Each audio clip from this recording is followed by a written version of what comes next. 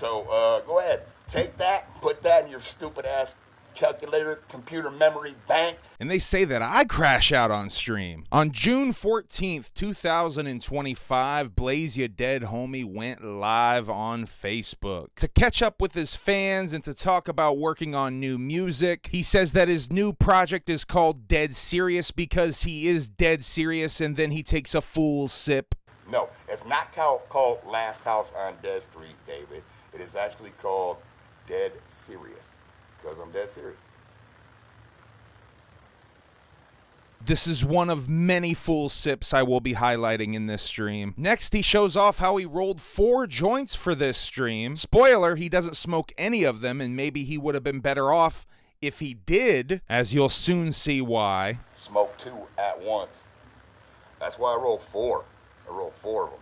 So you can smoke 2, there's 2. Then you can pop a third one in. You're like, oh, I'm going to go 3. And then sometimes you're like, fuck it, I'm going to go 4. Then you drop 4. That's how you do it. Come on, you never roll 1. That's dumb shit. That's dumb shit. Eric, man, stop telling me that because they ain't trying to get me there. They know that. Every time they offer me to be at that place, I've been there. And I've done gathered. I've gathered for years upon years. But they don't want me there. They ain't asking me to be there. They tell you some different shit, but that's a lie. They ain't trying to get me there. That's real shit. I ain't heard shit from none of them folk. None of them folk. That's on the real. So anything they saying to you, that's a goddamn lie. Blaze says that they don't want him there. At the Gathering of the Juggalos, he means. He says he hasn't heard anything from them about getting booked at the Gathering. Hasn't heard from any of them. And says that anything that the fans may have heard otherwise is a lie. Next, he talks about a recent Throwback Thursday post of Blaze, Twisted, and ICP on the cover of Murder Dog magazine in much happier times. And when I'm posting shit, that's just me posting shit because I remember what it was. I remember the past, and I will never fucking forget it. And, you know, I know where I came from. It is what it is, though. So, you know, you can continue to do your thing. You can ask me to do that and whatever you want me to do, but that's not on me. That's not, they don't ask me to be part of that. So, you know, go ask them that. Tell them that they should have me gather. Then maybe we'll talk about some shit, you know? Because then maybe they'll come ask me some shit. Other than that, all they doing is chatter, some talk. That's all it is. Some bullshit ass talk. That's real. That's real.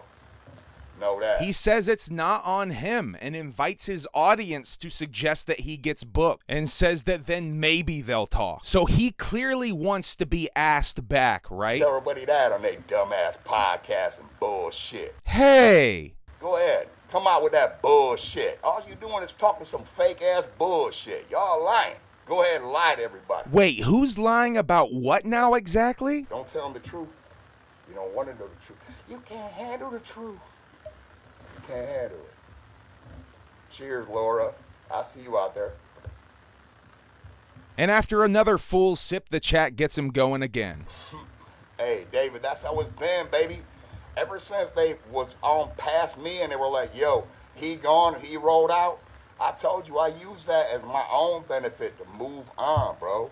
Because I knew you don't never stay where people don't want you. And I'm not talking about y'all. I'm talking about the people that put that shit together. They didn't want me there. They didn't want me there since day one. And that's real shit. That's real talk. They didn't want me there.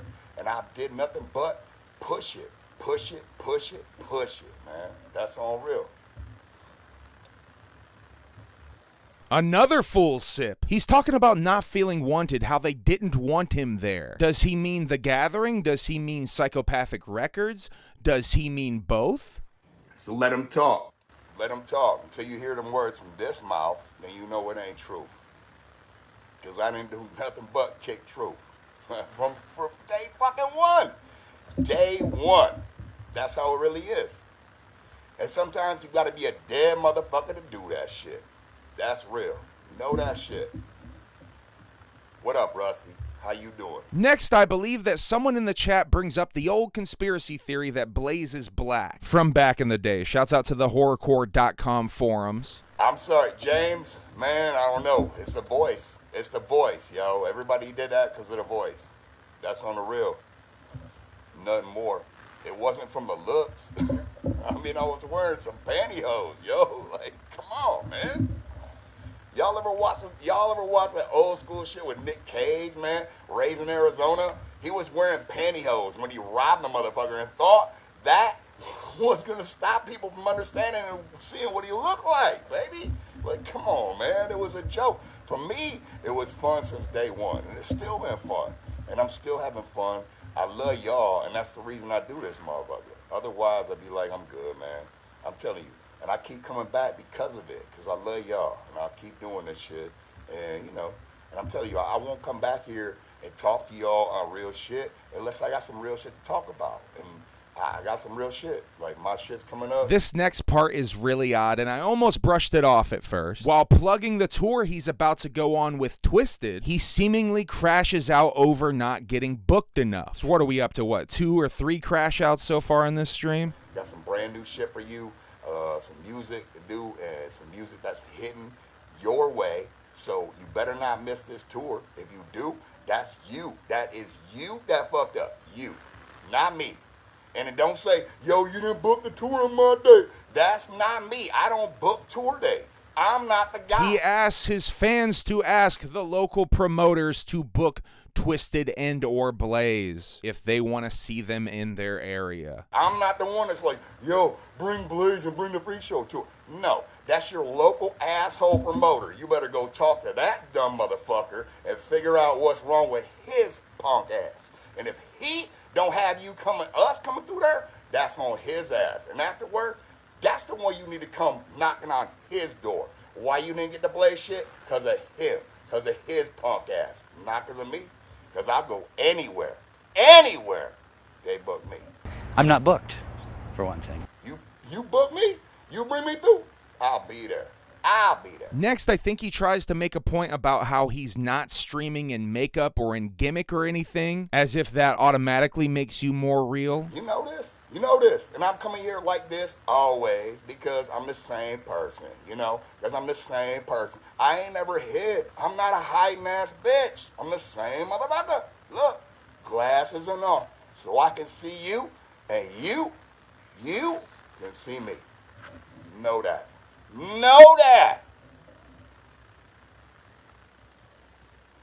Followed by an extended full sip, he calms down a little bit and talks about how he quit smoking blunts and switched to joints because everybody was thinking that he sounded black. I busted my ass for you, though. That's the realness. Not for me, for you, man.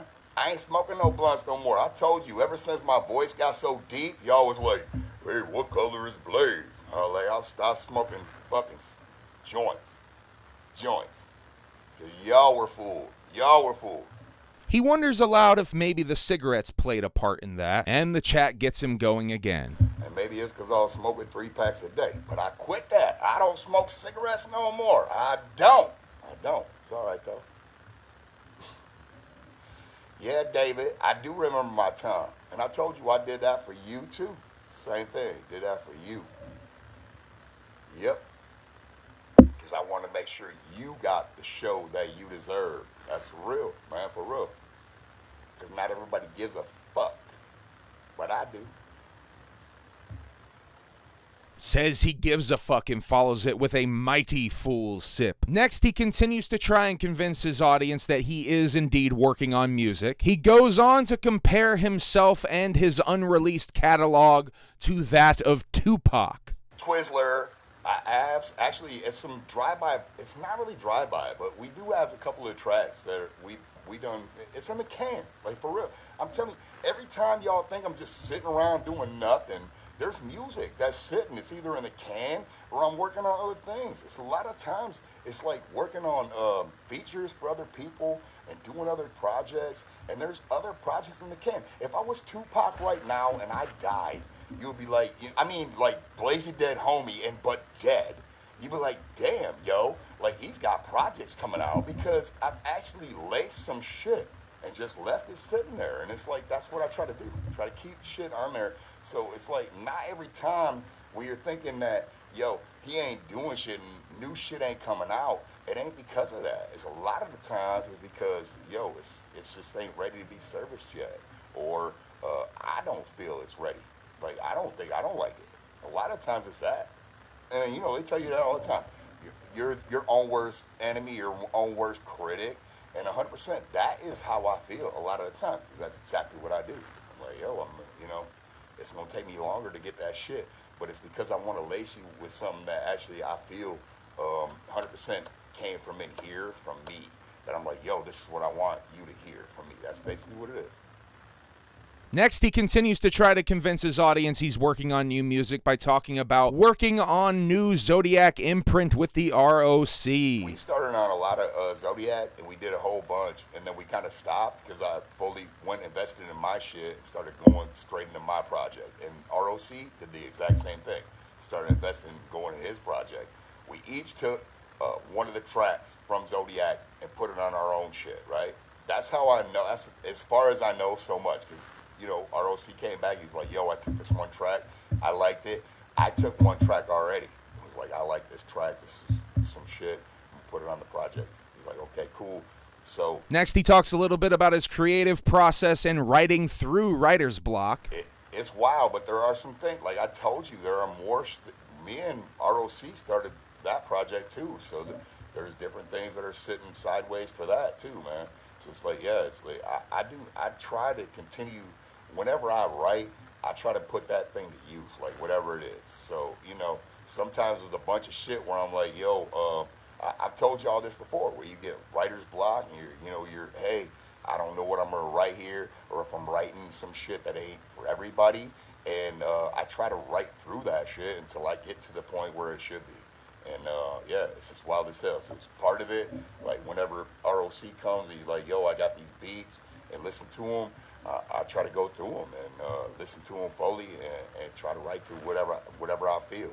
And that's exactly what it is. And a lot of the crazy shit to me is that not everybody feels the beat that I do. Like I'll hear something in a beat, I'll hear some, and I'll fucking write to it, and then I love it. And it's like my favorite shit. But then when I put it out, people are like, yeah, I'm not really feeling that so much. So I've kind of grown to learn that through, you know, time, that, hey, you know, my favorite shit isn't what everybody really likes. And it's, you know, it is what it is. It's kind of how it is, yo, for sure. He teased us with a full sip there. You see that? He teased us. Maybe he finished the beer even? That's the ultimate full sip. If you go to take a fucking full sip from an empty beer, that's the ultimate full sip. So he seems all calm again, talking about music, his creative process, but this is just the calm before the storm. Next, he has a hearty chuckle when Mars is brought up, with a Z or with an S. I'm sorry. I read something that asked me if I talked to Mars in a while, and I was going to say, yo, I haven't talked to Mars in a minute. Like Mars with a Z or Mars with an S. I haven't talked to either of them in a long time. But I ain't beefing with either of the guys. Like they're cool. I mean, you know, to my knowledge, unless they said fuck me, then it's like fuck you. Otherwise, I'm cool with both them gentlemen. It's all good. You know, you gotta be on there. You gotta tell everybody first. Yo, hey, hold up. You don't know shit. I ain't on this every day. Like I'm looking I'm gonna check out, hey, what's everybody posting? Let me read and see. I don't give two shits. This all leads to a comment that will cause a tailspin to spiral out of control into the ultimate crash out of the stream.